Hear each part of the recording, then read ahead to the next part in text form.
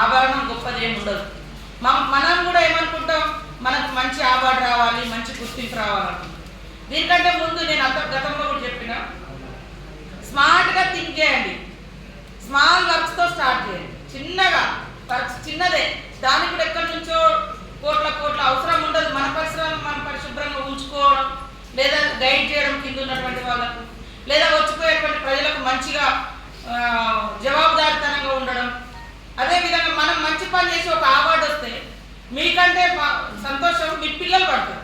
మిమ్మల్ని మీరు కన్నా తల్లిదండ్రులు, మీరు కన్నా మీ పిల్లలు సమాజంలో మంచి గౌరవంగా తలెత్తుకొని తిరగాలంటే మా నాన్న ఇంత బాగా పనిచేసింది పలానా ఏరియాలో, మా అమ్మ ఇంత అవార్డు వచ్చింది, మనం వాళ్ళకి ఏదో ఇట్లా బయట సొసైటీలో పోయినప్పుడు మా నాన్నకి ఇంత మంచి పేరు ఉంది, ఏ గవర్నమెంట్ గుర్తించింది, లేదా పబ్లిక్లో ఇంత ఇది ఉంది అనేది, అది చాలా వాళ్ళకు బూస్టింగ్ లాంటిది.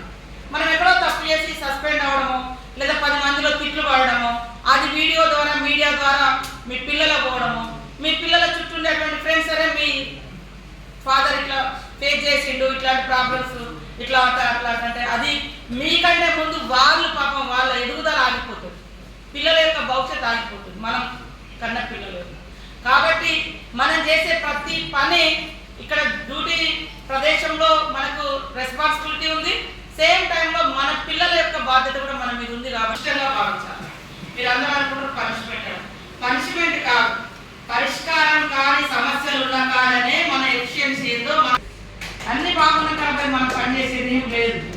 కాబట్టి ఇక్కడ మేము మంచి ఫ్రీ హ్యాండ్ ఉంది, కానీ పనికాడ మాత్రం దయ్యాలు ఎక్కడ ఎంటబడతాం. నేను పబ్లిక్ సాటిస్ఫై చేయాలి, వాళ్ళకి మంచి పని చేయాలి, వాళ్ళని తృప్తిపరచాలి అనేదే మా పని. సరే మీకు లీవ్స్ ఉంటాయి, మీకు పర్సనల్ లైఫ్ ఉంటుంది, బట్ డ్యూటీలో ఉన్నప్పుడు మాత్రం ఖచ్చితంగా వ్యవస్థను మీ శాఖలను మీరు వంద చేయాలి, మంచిగా చేయాలి, నెంబర్ 1గా ఉండాలి.